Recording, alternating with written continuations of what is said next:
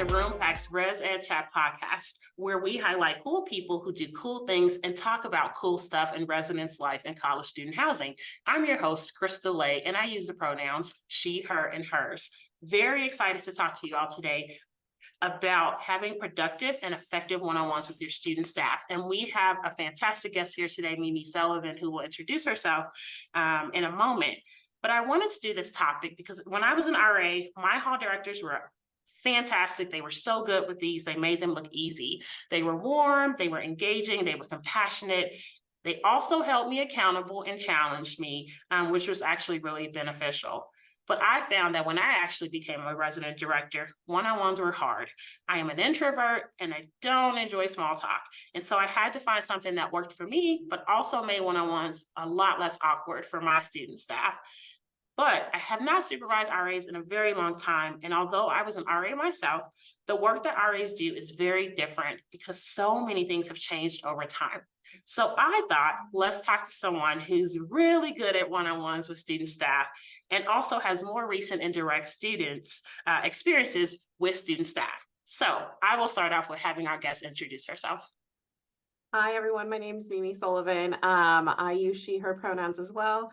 And I have been working with RAs for a few years, and I can't remember how many years it is, so probably a lot. And I recently transitioned to an associate director role where I still work with RAs, but I also get to work with professional staff now too.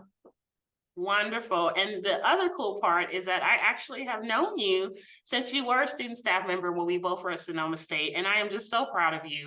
And it's been really neat to see your journey and your progression in the field over from a distance. So congratulations on your new role. So talk to me, you've supervised student staff for quite some time. What have you found to be the most rewarding aspects of supervising student staff? I just love hearing everyone's stories and getting to know them. I always thought I was going to be a teacher. And so I love seeing those aha moments, whether it's like, I finally succeeded in this thing, or my residents finally did this, or, whatever that looks like.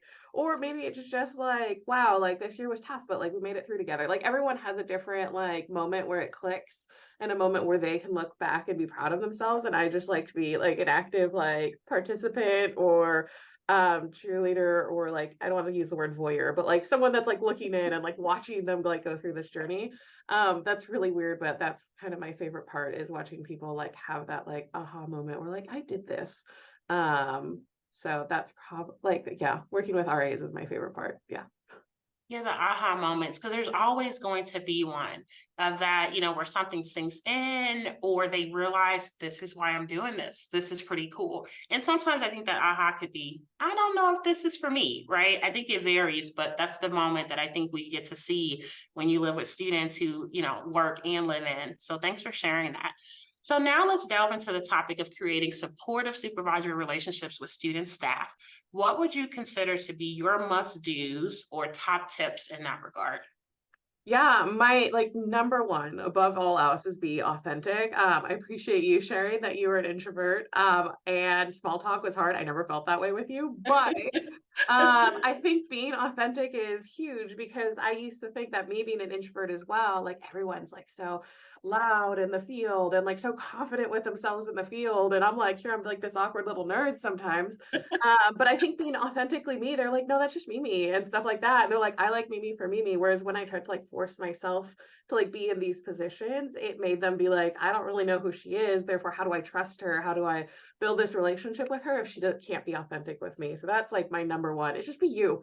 At the end of the day, whatever that is, but communicate how you is too, because I know that like sometimes I'll be like, no, and I'm like, oh wait, like people like want an explanation, or like, right, like, so I'll kind of explain how I communicate. And so that's my number two is like definitely talk it through and get to know your team as well. Be like, how do you like to be communicated with? Sometimes I'll wait till a one-on-one to give feedback, where students like, I'd much rather have that feedback immediately. And I'm like, okay, well, let's do that. I just don't want to do it in public settings. So there's different things to that. So that's the get to know your team and what they need. But then also like authentically get to know them as a person. And there's going to be times where your personality does not match up with your team, and that's totally fine. I had someone that was really into wrestling, but I'd ask them like, hey, watching the game, like explain it to me and stuff. And they know that I didn't know what it was, but they appreciated that I was taking interest in them. And so like even if there's no interest and stuff like that, we all get into this role because we like working with people. So people, are going into this with kind hearts and open minds. And so I just encourage you to role model that, kind of like how I've learned to do as well. And then my last one is just be adaptable and consider alternatives. As a former teacher, I look at all of my RAs as students, and everyone has a different learning style, and therefore everyone has a different communication style or work style. And so as a supervisor, I see myself as adapting to their style, so that way they can best receive information in a way that works for them, or they can best be encouraged in a way that works for them. Whatever the situation warrants, I can do it in a way that clicks with their brain. And so that's the best. That's the best thing that I've learned coming out of a teacher credential program into this role, is how easily that can be applied to just supervising student staff. One of the things I love that you said was making sure folks know who you are or your expectations, so that it's both and this piece of being comfortable with yourself and being authentic, and no one knows how you operate. Like, I cannot read your mind. And that's something that took me a little bit to learn, if I want to be honest, is that, I think a lot. And those words can't just sit in my head. I was in a session, a training session a couple of weeks ago, and the presenter said, have you told your staff what your vision is? Have you told them what your goals are? And so when you apply that to student staff and the pieces that you shared with me, I think it comes down to, who are you? What do you need? And then how are you going to set your team up for success? But the other piece you said too is being adaptable and really truly adjusting based on what they need to. So there's a relationship, it sounds like, that needs to happen. It's not just, I am the supervisor. It's, we are a team potentially, right? And how do we work together? So yeah. I definitely agree with the team part. I see myself as learning from my team as much as they learn from me.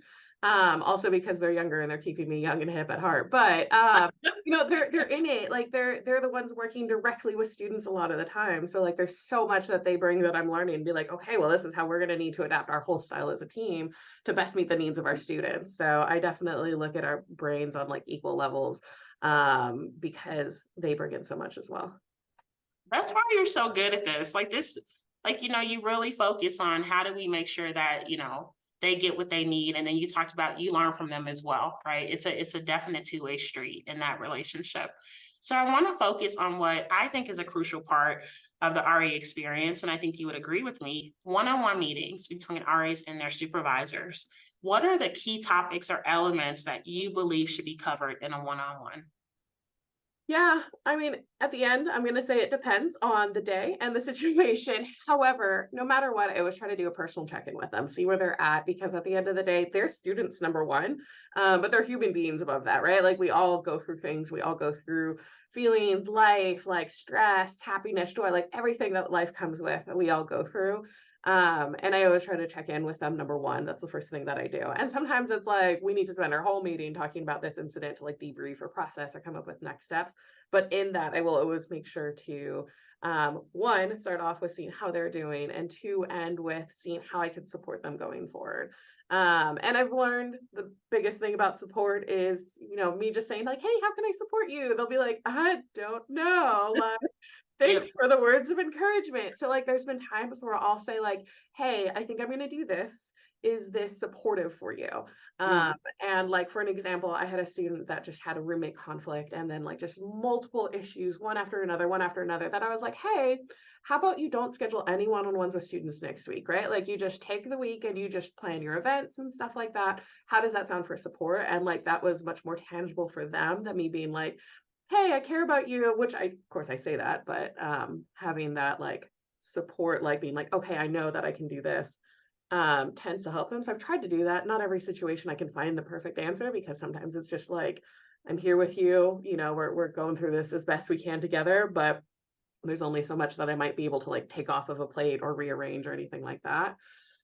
So those are like my bookends that I try to do. But then after that, if it is as best as possible, a normal week, a normal check-in, I try to do work-related check-ins and be like, hey, what are things that are going well in your community? I want to get them in the habit of saying things that they are doing well, because I know humans as society, we tend to focus on like the bad customer service experiences or like the stressful residents. So like I want my RAs to like get in the habit of tooting their horn, so that way they can say like, this is everything that I've done. Like I've done all this for like my community, and that's great. And it also like secretly helps them like slowly put together a resume in their head of things that they've done as RAs. But then to like talk about things that they're working on, maybe things that don't escalate at my level, but they're like, hey, there's this roommate conflict coming up, we'll talk about that. And I'll see like, do you want to process that? Do you not want to process that? And then of course, if feedback's necessary, I'll provide them with feedback. But then there's some weeks where it's like, I don't know if y'all are going through it, but I know we definitely go through it with the roommate conflicts right now. There's weeks where it's like, okay, like I checked in with you, but like let's walk through this situation and come up with a game plan together. So that way they don't always feel like they have to make all of the decisions together, because at the end of the day, they're students.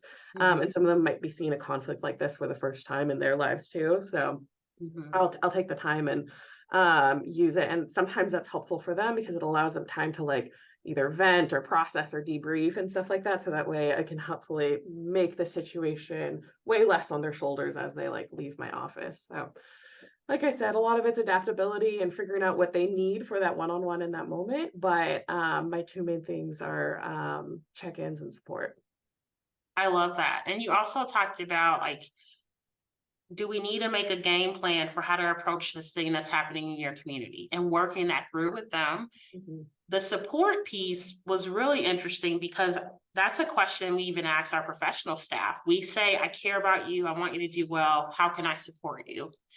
And some folks don't know how to respond to that. And so I like that you provide examples to say, these are some things you can ask for, or I would be okay with, because then as you all get to know each other, they can say, oh yeah, remember when you named this thing, can I do that? So you're helping them learn skills to ask for what they need and answer that question differently and better, not just under your supervisory support, but as they move throughout in whatever career, to be able to name what their needs are. And that's a very valuable skill, I think. So thanks for sharing that. So logistics, how often do you think RA should meet with their supervisor? And like, or basically, what do you think is a best practice? Yeah, I think it's really tough to answer that question. I think it depends on the RA. Um, Generally within the first 6 weeks, they have all of their roommate agreements that they're working on, all their one-on-ones that they're working on. So during the first 6 weeks, I usually meet with them weekly for 30 minutes. Just so that way we're having those touch points. If it's a quick check-in, checking in really on them, because I realize those first 6 weeks are probably the most stressful 6 weeks for an RA. And I don't want to create one more meeting with them as they're doing all these one-on-ones, but I want to make sure that they're doing okay. So really it's more of like a care check-in versus like, are you doing your job check-in? And then after that, I tend to evaluate the needs of the staff. I think it's good every 2 weeks to spend an hour with an RA. So whether that's 30-minute one-on-ones weekly or every other week for like an hour or something like that. But I might tailor that to the RA, because I have some RAs that are talkers. And putting them in a 30-minute meeting sometimes, I feel like it bumps up against another meeting, and then I never want them to feel rushed out of my office and be like, hey, I gotta go, like, like we're done. That's a terrible feeling, especially when they're either talking about something that's really exciting to them or something that's really stressing them or something like that. So I'll strategically plan how, after the 6 weeks of getting to know them, I'll kind of strategically plan that out. But then I tend to give them the option of, would you prefer every other week? So that way the weeks that we're off, you can use that as like dedicated work time. You can like put this on your calendar as a weekly thing, but we talk every other week. And then there's some that are like, no, I want to process every single week. So we might do 30-minute weekly one-on-ones with the understanding that maybe one week we can cancel or something like that. So for best practice, I would never go more than 2 weeks without checking in on an RA. And I don't know how your institution might do it. Our institution does weekly staff meetings and then alternating weekly in-services. So I try to time my one-on-ones to the weeks where there's in-service, where I might not make a personal connection, to the staff meeting one where it's just however much my staff size is. Maybe that would be the off week for one-on-ones. So that way I know that I'm going to make a personal check-in with them that way too. So it depends on how your institution is structured. It depends on how many students you manage and your conduct and all that kind of stuff too. But ultimately, I I see is checking in with RAs as a priority in my schedule as well. So as I cancel or rearrange meetings, because we know meetings just get plopped on our calendars sometimes, Yes. I always try to make sure to allow RAs alternatives to check in, because I never want to make sure that they are like, I was looking forward to this meeting so we can process this, and now I don't have time. So, I try to provide alternatives if that happens as well. It sounds like it also gives you the ability to manage your schedule and all the things you have going on too. That's a piece of this that came out. I remember my first year as a resident director, I had 12 RAs and I was meeting with them every week for 1 hour. And my supervisor was like, Crystal, I can never find you. You're always busy. What is going on? And so I told her, and she's like, no, like, she's like, that's 12 hours of your work week that you're sitting in these meetings. And while that's important, she said, you can do every other week. You can do, all 12 one week and then a week off. You could do 6 each week. And so I just didn't know. And so that drastically improved my schedule, but then also theirs. So I think those are some really cool tips you added, is what's the structure and expectation at your institution, what else is happening in their lives, in your life, but never letting more than 2 weeks go without making some form of communication. And it may not be those off weeks like you talked about. Is it an email follow-up or check-in? Some places do weekly reports. So whatever style works to let them know that they matter and that you're available as a supervisor, I think that's really, really cool. So if an RA finds that their supervisor isn't doing some of the stuff you've mentioned or we've been talking about, how would you recommend an RA could approach that? Let's say an RA watches this and says, my hall director, my supervisor doesn't do that. I want this thing to happen. How would you coach that RA, or how could they bring that up to their supervisor? Yeah, I would definitely say talk directly with a supervisor, right? Like if we go around our supervisor, like it already creates this like sense of tension that makes creating like some sort of plan much harder, right? Because we're adding that friction in the middle that we have to get in between, versus like directly going to the supervisor and being like, hey, watch this video. I think this might be really helpful to do. Would you be on board with it, or something similar or something like that? I'm excited because I think it might help me like XYZ or something like that. I think coming in and just having an authentic conversation. And I try to do this with everything in life, not just with supervisors, but anytime where I'm like, might ask for something, I try to make it a collaborative conversation versus like, hey, I need this and this and this and this, versus demands, because I might not know the full scope of their work. They might not know the full scope of my work and stuff like that. So like I try to go in without assumptions about what my supervisor might be going through. Last year we were short staffed, so I had 19 RAs. So like if one person was like, I would like more time, I'd be like, cool, let's work it out together with this schedule that I have. I don't want to say no to you, but like, let's look at this together and we can figure out what works. So like I think that's the biggest thing, is one, have a direct conversation, directly with your supervisor, but two, look at it as a collaborative experience. Now, if you feel like there is legitimate like lack of support and it's being met with, like frustrations or anything like that, like you can be very direct about that and be like, hey, when this is presented to me this way, I feel like this, right? Like the I statements that we talk to our residents about applies to everything in life. But I think the best thing to do is always have a conversation, but to be able to explain things too, right? Because like I might not understand from the context and history of my life why someone would want something a certain way. But if you explain it and I can like understand like, oh, this is actually really helpful for either your schedule or how your brain works or anything like that, like it makes more sense. And while I might not be able to do it exactly as X, we might be able to find Y or Z, or like whatever plan we can come up with, it at least allows like some sort of cooperative experience that we can go through. And just communication skills in general is great to have. So Yes, I am so impressed with you. I'm trying to keep all my like praise to myself, but I love these answers that you're sharing. So speaking of one-on-ones, as I shared, small talk, oh no, not a thing for me. But so I think that, pick whatever descriptor, I think they can be nerve-wracking for both parties at times. How do you personally prepare yourself to create a comfortable and supportive environment when engaging in these conversations?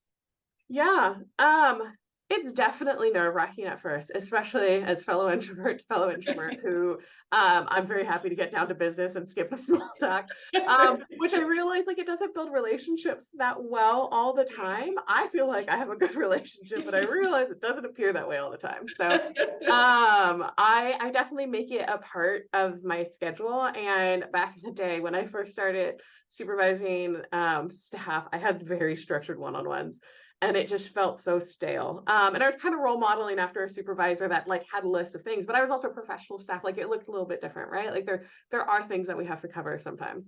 But it made it feel very stale and very transactional. And that's not how we can build support and trust in a job that requires a lot of support and trust. We're in a lot of cases like crisis management and so much stuff. So we have to have each other's backs and feel like we have each other's backs. And so now even if I don't know what I'm talking about, I'll be like, you tell me about this, or, like explain it. And even if I don't understand, like I won't pretend to be like, oh, wow, cool, interesting. Like I'll be like, I don't know what that is, but I see you're really excited. Tell me more. That kind of thing. So that's kind of what I go in preparing myself is just like, what can I learn about them? And that actually like isn't much work that I have to do in this situation. So I think that eases my nerves because I just be like, I need to find something that they feel comfortable sharing with me. And then I just get to sit back and watch them like get really excited about something. And like that helps me in my nerves because like, oh, that's step one, done. Check it off the list. Like I had to ask 3 questions, we're good. Um, but it also like I try to make my environment conducive to having conversations. I generally have fidget toys and tissues in my office at all times. As I play with a fidget toy right now, like it's just like habit, right? Like to talk about like creating that like comfortable setting. And so those are things that I can do ahead of time, right? Like create a comfortable setting. I'll try to keep a list of things so that way I don't forget like if there's anything important that they need to know.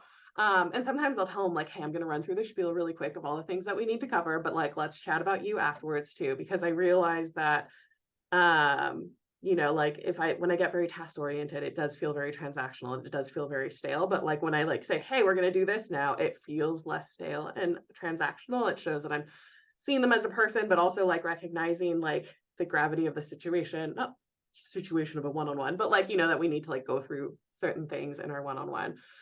And then be transparent. Sometimes I'll be like, hey, like I also know that I'm about to get this call for the student that might come through. I don't want to interrupt your one-on-one, but also I want to make sure that the student's physically safe right now and stuff too. So like if I have those kind of things coming through, I'll be transparent with them.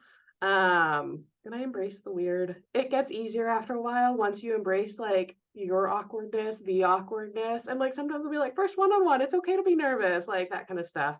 And then it slowly becomes routine that you're like, okay, every year, every new RA, we'll have our couple of funky one-on-ones. And then after that, we'll figure out our style that works for us. But I try to learn from my peers a little bit too and see what they're doing. There was one resident director that I used to work with, and he would have themed one-on-ones. And so like one week they would like he'd bring his Nintendo in and they'd play games together for like 10 minutes into the one-on-one and then like loosen them up and stuff like that. So it was like the small talk without the small talk. And then like the next week they'd be like, let's make Play-Doh monsters. Like, right. Like he always had an activity in the office. And while like that's not always 100% like what I'm able to do in that situation, that worked for him and his style. So like figure out what's fun for you, figure out what's, fun for your RAs. And like not every one-on-one is going to be 100% fun all the time. And that's okay. Just go with the weird. That's kind of my thing. And I'm trying to think if there's anything else. Yeah, just get to know them. That makes it so much easier. Yeah, so build rapport building, right? And that also sounds like a page from your teacher book, right? So building rapport, being yourself. And I think there is a place where you can be so much fun to where you're not getting anything done, or you be too tasky. That's what I'm hearing. And it sounds like there has to be a balance between both. I know we used to do these things called fun-on-ones, where it's like, hey, take me to your favorite place on campus. Or maybe I meet in your community and you take me through your floor and show me your door decks, or talk about what you're most proud of. So I think even getting out of your office can be a really cool tip as well. Yeah. Overall, what I heard you saying is that how can you show support? How can you tell yourself, okay, this is the human I'm about to meet with. what helps them feel excited and supported. And then that's the mind space I'm going to be in for the next 30 minutes or 45 minutes with this person. Okay, so if folks want to learn more about how to hold one-on-one meetings, or anything where it's like really trying to be supportive or build a community or connection with their student staff members, do you have any recommendations for where they can learn more? Yeah. I mean, there's definitely like the internet is full of resources. Sometimes I'll Google, like, right, like sometimes I'll be like, what's a interesting idea, or like, is there anything that I'm missing, right? But like outside of just like Googling and seeing what kind of resources are out there, I'll talk to my supervisor, right? Like they've been in it a little bit longer than me, see what worked for them. But I'll also talk to my peers because they might be coming from a different program than me. They might be coming from with different experience, what's worked with them. A lot of learning that I've done as a professional has honestly just been observing how other people do things and then like taking bits and pieces. Cause like I might not be as high energy as someone else, or I might not be, as like, let's delve into the deep questions on day one, because some people like you can naturally feel that with them and it just feels so natural. And I don't know if that's my style.